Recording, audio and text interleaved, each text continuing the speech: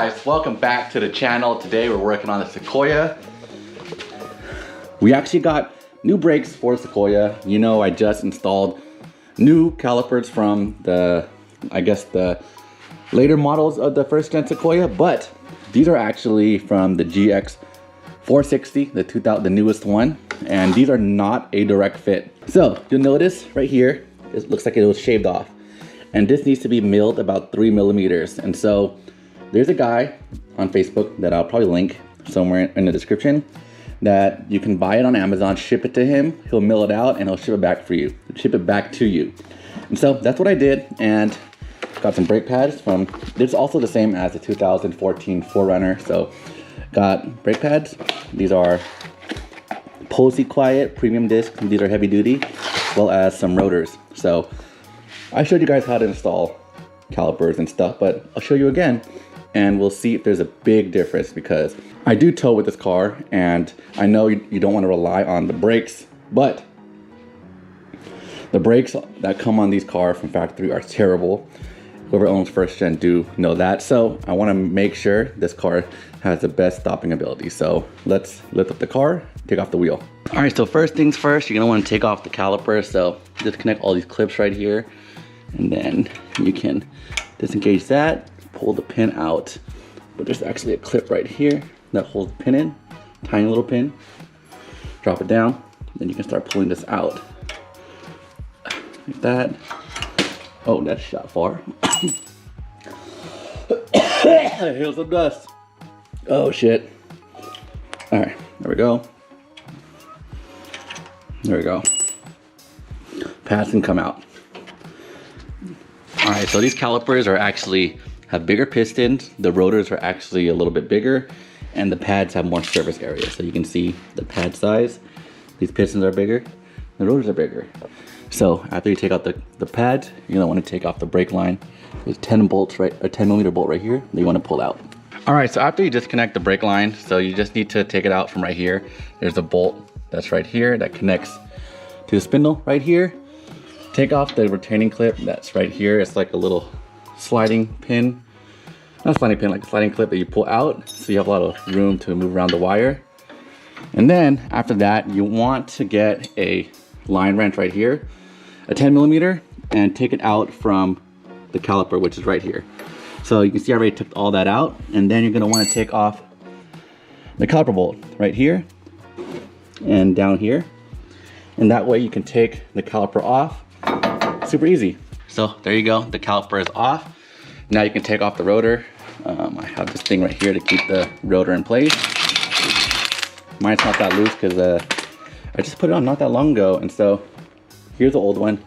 I mean, here's the new one. Here's the old one. You want to see a size comparison? So you can see the size comparison on the rotors. This is the stock Sequoia one. This is from the newer Sequoia, so 2005 and 2007. This is from a 4Runner 2014 and up, and a GX460. So you can see the size different. It is definitely a lot bigger. I think it says 2 inches bigger all around. So pretty big difference in terms of the rotor. And the caliper, you can see the calipers are about the same size. It's hard to see because it's a little bit dark, but the pistons on this is a lot bigger. See that one? And then right here, you can see how much smaller it is. Let me get a light. Right there, you can see that's how the old one is, and that's the new one. So definitely a lot bigger. And also the pads are bigger, which I think I showed you guys earlier. So definitely gonna feel a big difference. So putting it back in is super easy. Just put the rotor back in first.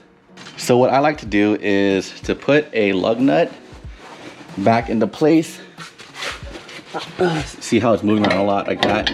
So put a lug nut in so it stays in place, so you can put the caliper in. See, just like that. And now you can see it's rubbing on the shield right here. I already cut my dust shield from doing this other brake caliper upgrade. So it's just rubbing on here because it's a little bit bent. So what you got to do is just get like a flathead. I don't know why I'm not using a flathead right now, and just pry it back a little bit wherever it's touching. Let me get a proper tool. So yeah, just pry it back like this. It's really easy metal to work with, so try not to scratch the rotors.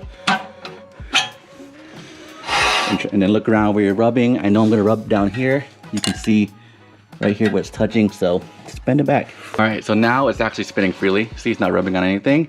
The next, let's put the caliper in. All right, got the caliper bolts in, got the top one in here, the bottom one down here. You can see right there. Whew. And the next, you wanna put the brake line in, screw it into where this yellow cap is right here. You just pop it off by hand, and then screw the brake line in. All right, after you get your brake line in, start putting all of the bolts back in. This one's gonna be really hard to line up, so put this one in first. And then you can try to put the clip in here, but because the angle of the brake line, I'm just gonna zip tie it. I've done it on all my cars and they stayed, so it's up to you guys. You can try to bend it and try to put the clip back in, whatever you guys prefer. But from this point on, it's just basically installing brake pads and you're good to go. So take this clip off right here. Take off these pins right here. Get your brake pads, grease them, slide them in. Got all the brake pads in. You can see I put the retainer clip in. This is what holds the pads in place and the pin. And this locks the pin from moving, sliding out right there.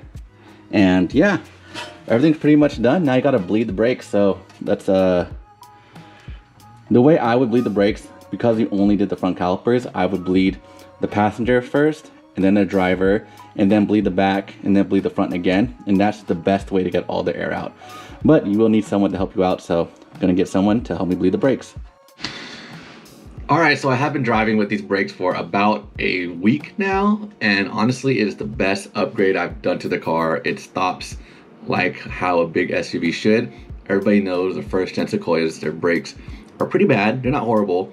The 2001 to 2004 come with the smaller brakes, and then 2005 to 2006 or 7 come with the bigger ones. And then once you move up, well, I don't know if the second gen Sequoia brakes are interchangeable with the first gen, but I did use the 2014 Plus or the GX460 brakes. Had milled down about 3 millimeters, bought brake pads and bought the rotors. You guys saw the size difference, so it definitely is a lot better than when I first got the car. And it definitely feels like the car wants to stop. Before it would, like, you know, a little pressure, but it was fine. But for me, I want something a little more comfortable, especially because a big SUV, I do tow, and I do drive it out to off-roading, so having good brakes is really important to me. So I highly suggest upgrading to these brakes. The whole install probably took me about no more than an hour and a half, 2 hour tops, only because I was filming. I had to go to the store and get some brake fluid and stuff like that, but overall super easy. So if you guys like this video, if you guys enjoy this content, give it a thumbs up, and don't forget the subscribe button. Peace.